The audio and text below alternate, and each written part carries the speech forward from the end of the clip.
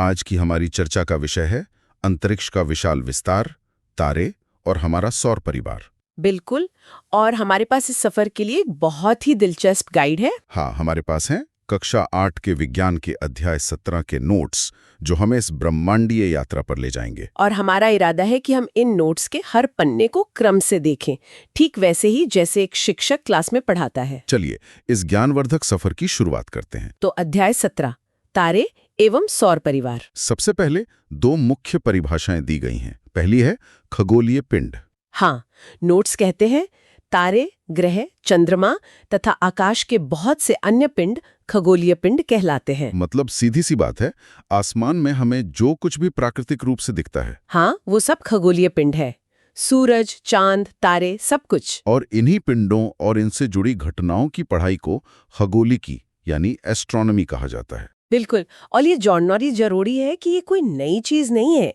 Notes में लिखा है कि प्राचीन भारत में भी आकाश का अध्ययन बहुत व्यवस्थित तरीके से होता था। तो चलिए अब अपने सबसे करीबी खगोलीय पिंड से शुरू करते हैं, चंद्रमा। हाँ, यहाँ एक चित्र है जिसमें सूर्य, पृथ्वी और उसकी परिक्रमा करते हुए चंद्रमा को अलग-अलग स्थितियों में दिखाया गया है। और यहीं से बात आती है चंद्रमा की कलाओं की, जिसे अंग्रेजी में फेजेस ऑफ द मून कहते हैं। नोट्स में लिखा है पूरी माह तक दिखाई देने वाली चंद्रमा की प्रदीप्त भाग की विभिन्न आकृतियों को चंद्रमा की कलाएं कहते हैं। इसका मतलब इसे ऐसे समझिए कि चांद की अपनी कोई रोशनी नहीं है, वो तो बस सूरज की रोशनी को हमारी तरफ रिफ्लेक्ट करता है ना। एग्जैक्टली।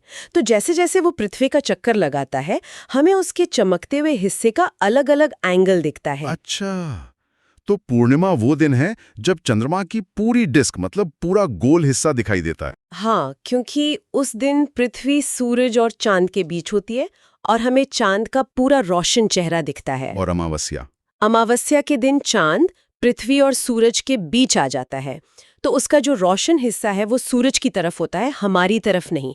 इसीलिए वो हमें दिखता ही नहीं। और अमावस्या के ठीक अगले दिन जो एक पतली सी रेखा दिखती है, उसे नोट्स में बालचंद्र कहा गया है। हाँ, क्रेसेंट मून। और एक पूर्णिमा से दूसरी पूर्णिमा के बीच की अवधि 29 दिन से कुछ ज्यादा होती है, जिसे हम आमतौर पर 1 महीना कह देते हैं। ठीक है। अब चांद की सतह के बारे में कुछ और जानते हैं? यहाँ एक बहुत जरूरी बात बताई गई है। क्या? कि चंद्रमा अपना प्रकाश उत्पन्न नहीं करता। हम ये बात कर चुके हैं, पर ये समझना बहुत जरूरी है। हाँ, ये सूर्य के प्रकाश को परावर्तित करता है। बिल्कुल। अब उसकी सतह की बात करें तो कवियों के लिए ये भले ही बहुत रोमांटिक हो, पर असल में ये धूल भरी और निर्जन है। हाँ, वहाँ बहुत बड़े बड़े गड्ढे हैं जिन्हें क्रेटर्स कहते हैं, ऊंचे ऊंचे पहाड़ भी हैं। और सबसे जरूरी बात, वहां ना तो वायुमंडल है और ना ही पानी, इसीलिए वहाँ जीवन संभव नहीं है। और यहाँ एक फैक्ट भी दिया है, 21 जुलाई 1969 को अमेरिका के नील आर्मस्ट्रांग ने सबसे पहले चंद्रमा पर कदम रखा। हाँ, और उनके ठीक बाद एडविन एल्ड्रिन उतरे थे। ये एक ऐतिहासिक घटना थी। चलिए अब चांद से आगे बढ़कर तारों की बात करते हैं। तारे जिनकी अपनी रोशनी होती है। हाँ, नोट्स में साफ लिखा है तारे अपना स्वयं का प्रकाश उत्सर्जित करते हैं। और हमारा सूर्य भी एक तारा ही है। वो दूसरे तारों से इतना बड़ा इसलिए दिखता है क्योंकि वो पृथ्वी के सबसे पास है। सही बात है। दिन में बाकी तारे कहीं गायब नहीं हो जाते हैं, वो आसमान में ही होते हैं। बस सूर्य की तेज रोशनी के कारण हमें दिखाई नहीं देते। बिल्कुल। अब यहाँ एक बहुत जरूरी परिभाषा आती है, प्रकाश वर्ष, लाइट ईयर। हाँ, तारों के बीच की दूरियां बहुत ही ज्यादा हैं, तो उन्हें किलोमीटर में नापना प्रैक्टिकल नहीं है। इसीलिए हम प्रकाश वर्ष का इस्तेमाल करते हैं। परिभाषा है प्रकाश द्वारा 1 वर्ष में चली गई दूरी। और प्रकाश की चाल है लगभग 3 लाख किलोमीटर प्रति सेकंड। सोचिए। और एक फैक्ट ये है कि सूर्य का प्रकाश भी पृथ्वी तक पहुंचने में लगभग 8 मिनट लेता है। मतलब हम जो सूरज देख रहे हैं वो 8 मिनट पुराना है। हाँ, एक तरह से हम अतीत में देख रहे हैं। अच्छा, एक और सवाल, क्या तारे गति करते हैं? ये एक दिलचस्प सवाल है। हमें तो ऐसा ही लगता है। नोट्स में लिखा है कि तारे पूर्व से पश्चिम की ओर गति करते प्रतीत होते हैं। प्रतीत होते हैं, ये शब्द यहाँ बहुत जरूरी है। क्यों? क्योंकि असल में तारे गति नहीं कर रहे, बल्कि हमारी पृथ्वी अपने अक्ष पर पश्चिम से पूर्व की ओर घूम रही है। अच्छा, जैसे ट्रेन में बैठने पर पेड़ पौधे पीछे जाते हुए दिखते हैं। बिल्कुल वही बात है। पर एक तारा है जो स्थिर दिखाई देता है, ध्रुव तारा। The pole star. हाँ, वो गति करता हुआ नहीं दिखता। ऐसा क्यों? क्योंकि वो पृथ्वी के अक्ष यानी एक्सिस की दिशा में स्थित है, ठीक हमारे उत्तरी ध्रुव के ऊपर।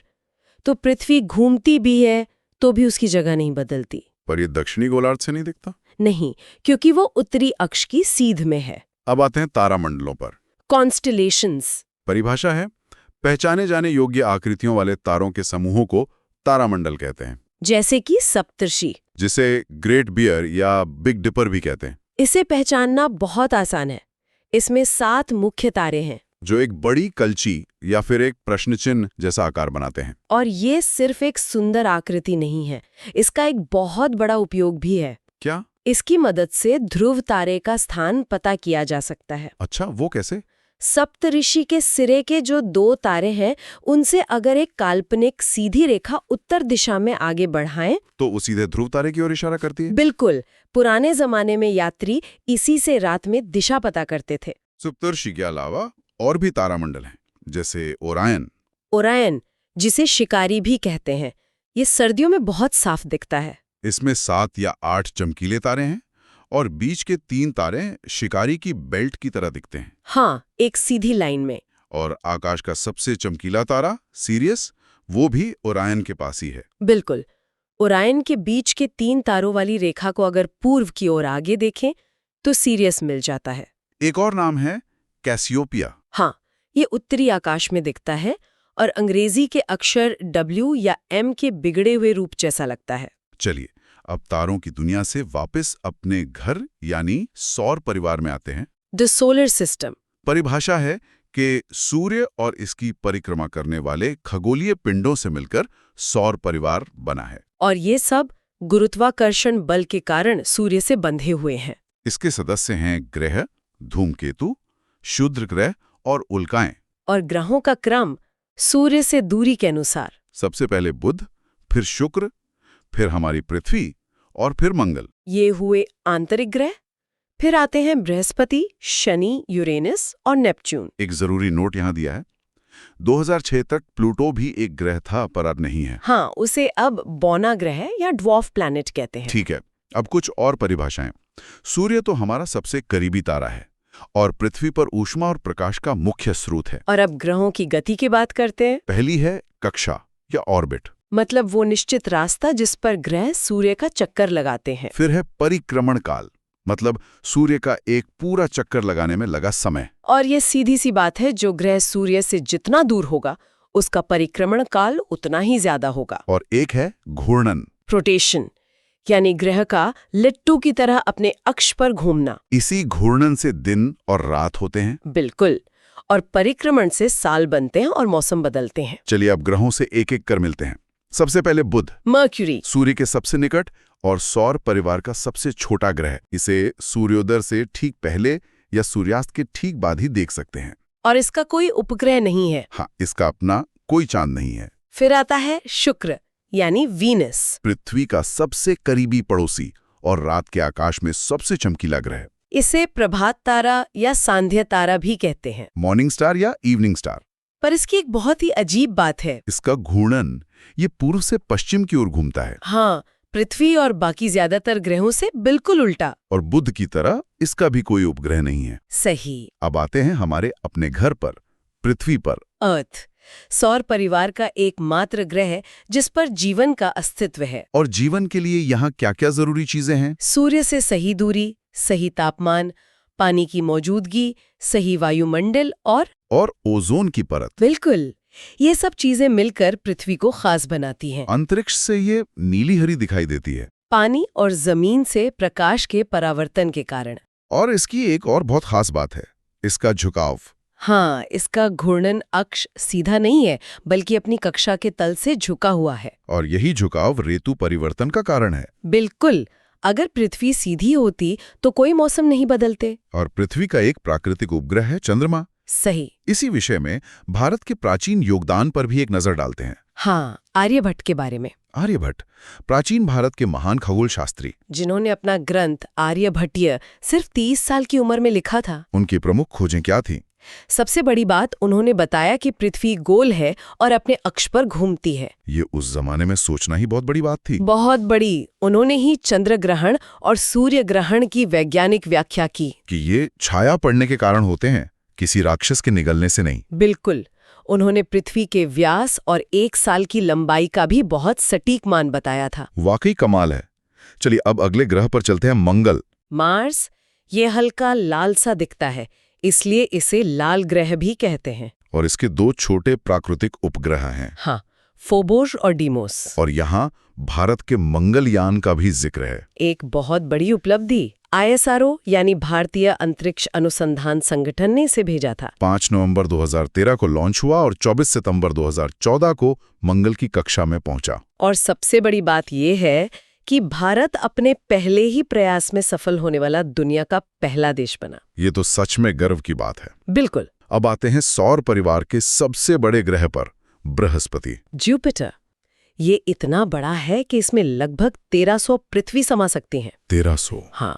और इसका द्रव्यमान पृथ्वी से 318 गुना ज्यादा है। और ये अपने अक्ष पर बहुत तेजी से घूमता है। बिल्कुल। इसके चारों ओर धुंधले वलय यानी रिंग्स भी हैं और इसके बहुत से उपग्रह हैं। अब बात करते हैं बाहरी ग्रहों की। शनि। सैटर्न। ये अपनी खूबसूरत छल्लों के लिए जाना जाता है। हाँ, इसके रमणीय वलय इसे सौर परिवार में अद्वितीय बनाते हैं। इसका रंग पीला सा है। और इसकी एक और बहुत ही मजेदार बात है, इसका घनत्व। हाँ, ये सभी ग्रहों में सबसे कम सघन है, पानी से भी कम। मतलब ये पानी में तैर सकता है? हाँ, अगर कोई इतना बड़ा तालाब मिल जाए तो। और फिर हैं यूरेनस और नेपच्यून। ये सबसे बाहरी ग्रह है। यूरेनस की खासियत है कि इसका घूर्णन अक्ष बहुत ज्यादा झुका हुआ है। हाँ, ऐसा लगता है जैसे ये अपनी कक्षा में लुढ़क रहा हो। और शुक्र की तरह यूरेनस भी पूर्व से पश्चिम दिशा में ही घूमता है। बिल्कुल। तो ग्रहों के अलावा सौर परिवार में और भी सदस्य हैं। हाँ, क्षुद्र ग्रह हैं, धूमकेतु हैं और उल्काएं हैं। ये सब भी सूर्य की परिक्रमा करते हैं। और फिर हैं उपग्रह यानी सैटेलाइट। उपग्रह वो पिंड है जो किसी ग्रह की परिक्रमा करता है। जैसे चंद्रमा पृथ्वी का प्राकृतिक उपग्रह है। और एक होते हैं कृत्रिम उपग्रह, आर्टिफिशियल सैटेलाइट्स, जो मानव निर्मित होते हैं। हाँ, और पृथ्वी की परिक्रमा करते हैं। भारत का पहला उपग्रह था आर्यभट्ट। और अब तो INS, IRS, कल्पना 1, इडियोसाइट जैसी कई सीरीज हैं। इन उपग्रहों के बहुत सारे उपयोग हैं, जैसे मौसम की भविष्यवाणी, रेडियो और टीवी के सिग्नल भेजना, दूरसंचार और रिमोट सेंसिंग। तो ये थी हमारी आज की यात्रा। अगर आपको इसी तरह आसान भाषा में पढ़ना अच्छा लगता है तो इस चैनल को अभी सब्सक्राइब कर लीजिए। अगर आप सभी सब्जेक्ट्स के नोट्स चाहते हैं तो वीडियो के डिस्क्रिप्शन बॉक्स को जरूर चेक करें।